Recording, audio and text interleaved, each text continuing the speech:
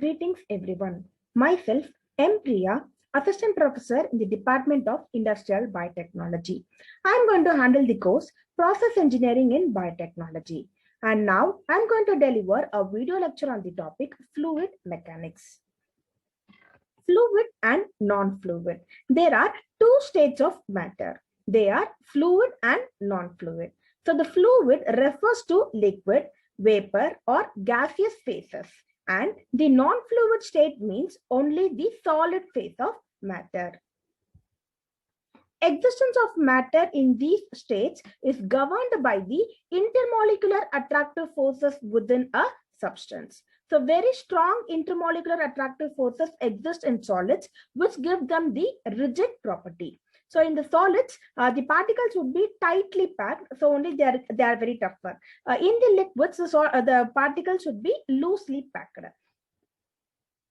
So these forces are weaker in liquids and extremely weak in vapors and gases, so that the liquids may change their shape easily and acquire the shape of the container, and vapor or gases fill up the entire space of the container allotted to them.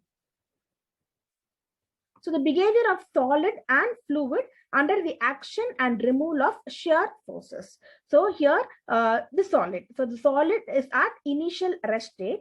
So under the action of shear stress, the solid would be entirely moved. So the tendency to regain the initial state in the removal of forces. So once the shear force is removed, automatically the solid will go back to its original state. So whereas fluid, now this fluid is in the initial state, that means at rest. So under the action of shear forces, a flowing condition. So when shear forces applied for a liquid, it will start flowing. So it is under the action of shear force.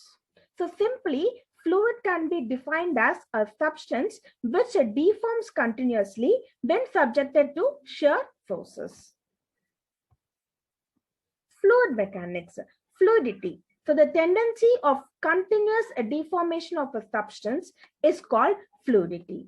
So fluid mechanics means it is a branch of science which deals with the behavior of the fluids at rest as well as in motion. So entirely in this fluid mechanics, it deals with the behavior of the fluid when the fluid is at rest as well as the fluid is in the motion. Fluid mechanics is classified into three. They are fluid static, fluid kinematic, and fluid dynamic. So the classification. So first one is the fluid static. So fluid static means the study of fluid behavior when the fluid is at rest condition. So fluid static will be giving you the fluid behavior when the fluid is at rest condition. Whereas the fluid kinematics, here it means the study of fluids in motion. So when the fluids are moving or when the fluids is in motion, where pressure forces are not considered. Whereas the third classification is the fluid dynamics. So in the fluid dynamics, the study of fluids in motion where pressure forces are considered. So in the fluid static, the fluid is at rest condition. In the fluid kinematics, the fluid is in motion, but the pressure forces are not considered. Whereas in the fluid dynamics, the fluid is in the motion, but the pressure forces would be considered. So these are the three classifications of fluid mechanics. Types of fluids. So there are 5 types of fluids. They are ideal fluid, real fluid, Newtonian fluid, non-Newtonian fluid, and ideal plastic fluid.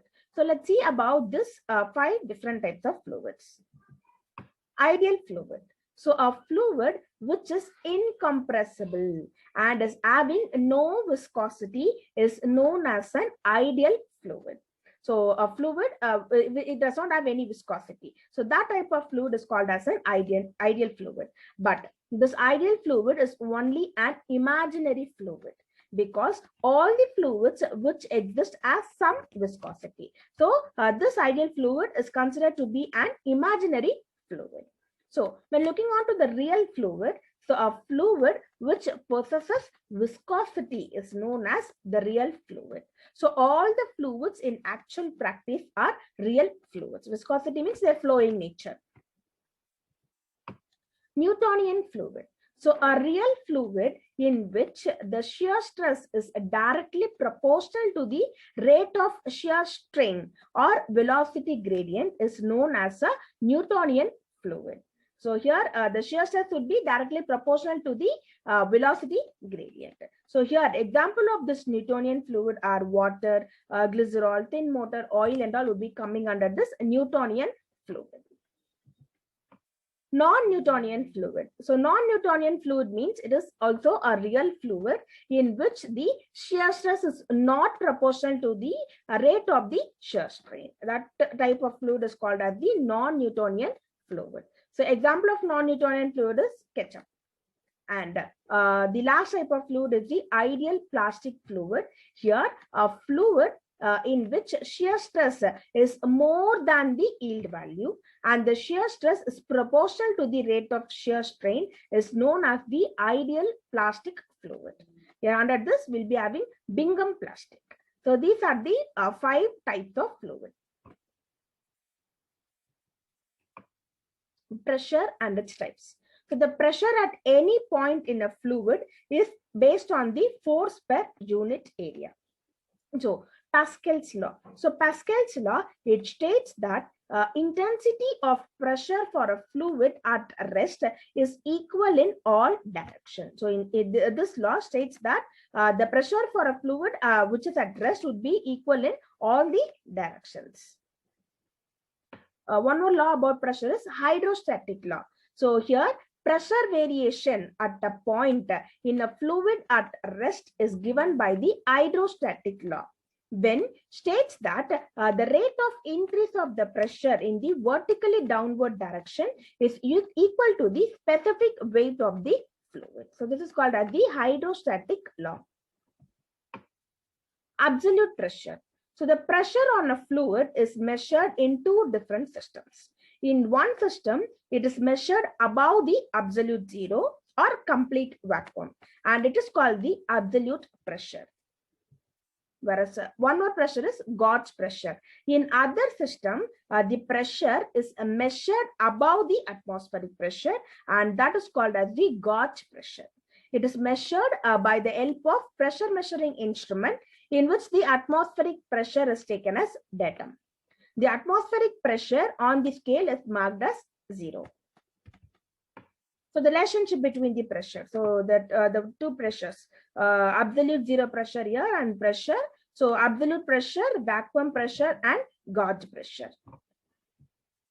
So mathematically, absolute pressure is given as atmospheric pressure plus gauge pressure. So we have given absolute pressure equal to atmospheric pressure plus gauge pressure. Whereas vacuum pressure is given as atmospheric pressure minus gauge pressure. So P vacuum, that is vacuum pressure equal to atmospheric pressure minus gauge pressure. So measurement of pressure. So the pressure of a fluid is measured by the following devices. So there are 2 devices used to measure the pressure. So the 2 devices are manometer and mechanical gauges. Manometer. So these are defined as the devices used for measuring the pressure at a point in a fluid by balancing the column of fluid by the same or another column of the fluid. So here the pressure would be measured by balancing the column of the fluid. And these are classified into simple manometers and differential manometers. And then the next equipment is mechanical gauges. So these are defined as the devices used for measuring the pressure by balancing the fluid column by the spring or a dead weight would be given. So the commonly used mechanical pressure gauges are diaphragm pressure gauge, Borden tube pressure gauge, dead weight pressure gauge, bellows pressure gauge. So simple manometers. So simple manometers are used for measuring the pressure at a point in a fluid. So simple manometers are especially used for measuring the pressure at a point in a specific point. So a simple manometer consists of a glass tube having one end of its ends connected to a point where pressure is to be measured, and the other end remains open to the atmosphere. So there will be two ends in the simple manometer. So one end would be connected to the pressure to measure the pressure, whereas the other end will be remain open to the atmosphere. It is made up of glass tube. So there are many types of simple manometers. So some of the common types of simple manometers are piezometer, U-tube manometer, and single column manometer. So piezometer. So it is the simplest form of manometer used for measuring gauge pressures. So here also, as told, like simple manometer, one end of this manometer is connected to the point where the pressure is to be measured, and the other end would be open to the atmosphere. Simple manometer.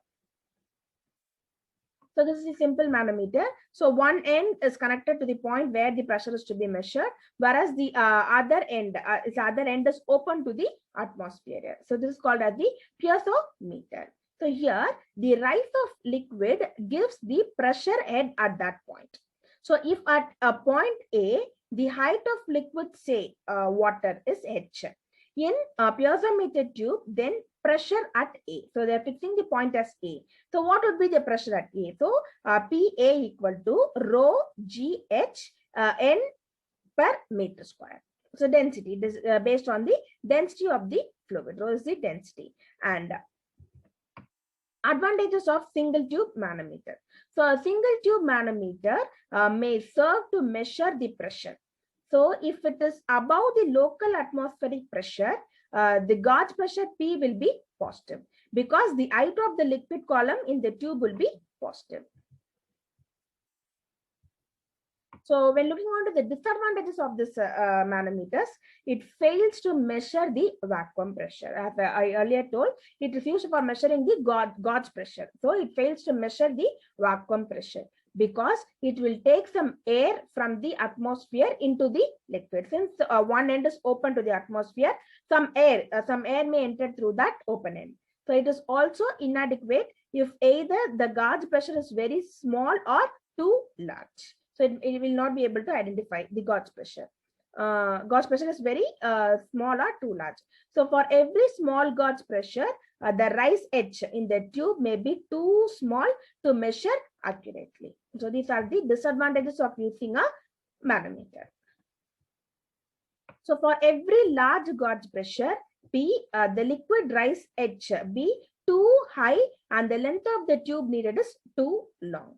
And it can be used only for measuring the pressure in liquids. These are some of the disadvantages. And then the second type of manometer is the U-tube manometer. So as the name implies, it consists of a glass tube which would be bent in U shape. And here also one end of which is connected to a point at which the pressure is to be measured, and the other end will be remained open to the atmosphere like piezometer. Here the glass tube alone would be bent in U shape. So this is the U-tube manometer. So here one tube is connected to the point, and the tube now, it will be U-tube. It will be bent. It will be bent, and one end and the other end will be open to the atmosphere. So the tube generally contains mercury or any other liquid whose specific gravity is greater than the specific gravity of the liquid and whose pressure is to be measured. So for gauge pressure, P equal to rho 2 GH2 minus rho 1 GH1. So similarly for vacuum pressure, P equal to minus rho 2 GH2 plus rho 1 GH1. So single column manometer. Single column manometer is a modified form of a U-tube manometer in which a reservoir having a large cross-sectional area, about 100 times as compared to the area of the tube, is connected to one end of the limb, say left limb of the manometer. Due to the large cross-sectional area of the reservoir, for any variation in pressure, the change in the liquid level in the reservoir will be very small, which may be neglected, and hence the pressure is given by the height of the liquid in other limb. So the other limb may be vertical or inclined. So thus, so based on that limb, they are classified into two types: vertical single column manometer and inclined single column manometer. So what is vertical column manometer? So let X to X be the datum line in the reservoir and in the right limb of the manometer. So when it is not connected to the pipe, when the manometer is connected to the pipe, due to the high pressure at A, the heavy liquid in the reservoir will be pushed downward and will rise in the right limb. So PA equal to H2 rho 2 G minus H1 rho 1 G. So this is the vertical single column manometer. And so here the tube would be present vertically. Here H2, the X, H1 and all will be there. The tube would be vertical, whereas inclined. So in the inclined single column manometer, it will be somewhat slanting. The tube will be somewhat in the slanting position. That means in an inclined manner. So it is called as the inclined single column manometer. So this is more sensitive, and due to inclination, the distance moved by the heavy liquid in the right will be more. And then differential manometer. So generally, the different type manometers are used to measure the pressure difference in 2 points. So the points may be in same level or in different levels. So fluids flowing through the points may also be same or different. Classification. Upright U-tube manometer, here same fluid and same level. Upright U-tube manometer, different fluid and different level. Well-type U-tube manometer, inclined tube U-tube manometer, and inverted U-tube manometer. So U-tube manometer are classified into these types. Upright U-tube manometer. So here a differential manometer consists of a U-tube containing a heavy liquid, where 2 ends are connected to the points. So whose pressure difference would be measured as PA minus PB equal to GH rho 2 minus rho 1 if 2 different points are given. So here A and B are at the same level, whereas here A and B are at a different level. Where PA is the pressure at A, and PB is the pressure at B, and G is the acceleration due to gravity, that is 9.81, and rho G is the density of heavy liquid or mercury, rho 2 is the density of liquid at B, and rho 1 is the density of liquid at A. Reynolds experiment. So the distinction between the types of flow, laminar, they might be laminar flow or turbulent flow. And it was demonstrated in an experiment by a scientist known as Reynolds. So here, the experiment here is, in this experiment, a horizontal glass tube was immersed in a glass walled tank filled with water. So here, the water container and the glass tube are connected into a valve. So another container was filled with color water, which was also connected with main stream. So this is experiment called as Reynolds experiment. So when the colored water was introduced from the container to the main stream of water from the water tank, Reynolds found that at a low flow rate, the jet of colored water flowed intact with the main stream and no cross mixing occurred. So the behavior of color band showed that the flow of water is in parallel straight line, and this type of flow is known as the laminar flow. So when the flow rate was increased up to a maximum velocity called as the critical velocity, the colored solution became wavy and finally disappeared, and the color was spread into the entire water. So the flow was in the form of cross currents and eddy currents. So this type of flow is called as the turbulent flow. So there are two, in the Reynolds experiment, 2 types of flow would be used. So if the flow of water is in a parallel straight line, then that type of flow is called as the laminar flow. And if the flow is in the form of cross currents or the eddy current, then that type of flow is called as the turbulent flow. So this is the Reynolds experiment. So 2 different tubes would be here. So this is the normal water and this is the colored water. So this when the valve is open, this colored water will mix with this water, defining the Reynolds experiment.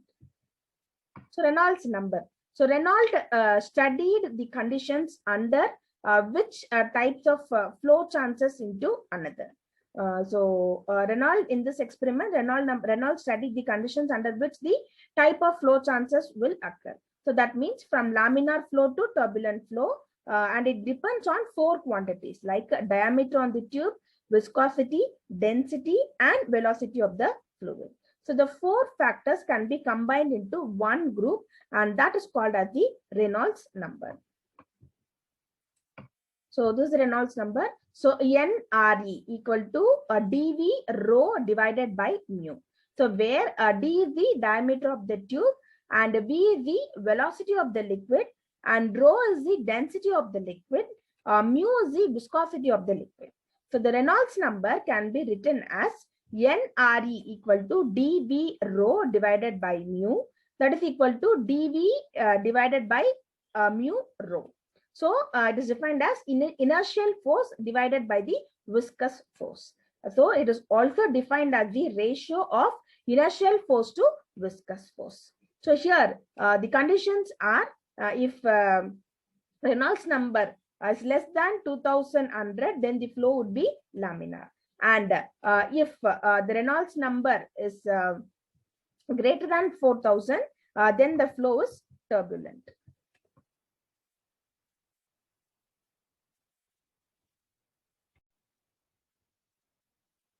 Transition length. Transition layer is measured in terms of transition length.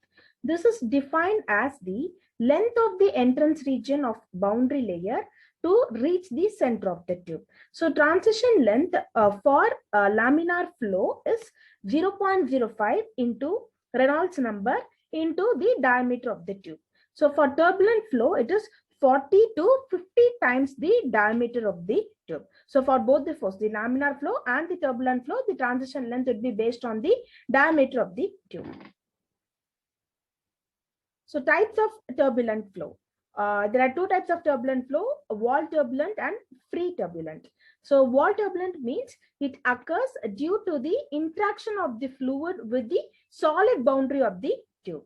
Whereas a free turbulent means it occurs due to the contact of the 2 fluids at different velocities. So this is the difference between the wall turbulent and free turbulent. So in the wall turbulent, there will be an interaction between the solid boundary of the tube, whereas here in the free turbulent, it occurs due to the contact of the 2 fluids at different velocities. Next, we are going to see about Bernoulli's equation.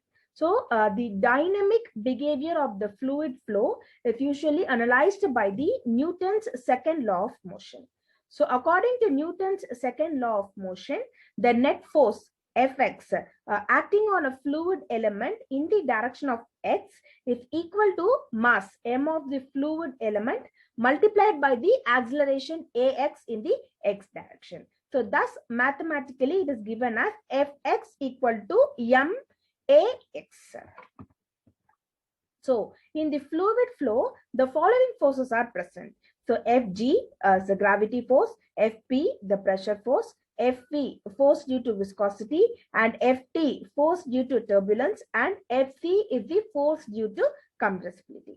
So thus in the above equation, the net force Fx is given as the summation of all the forces.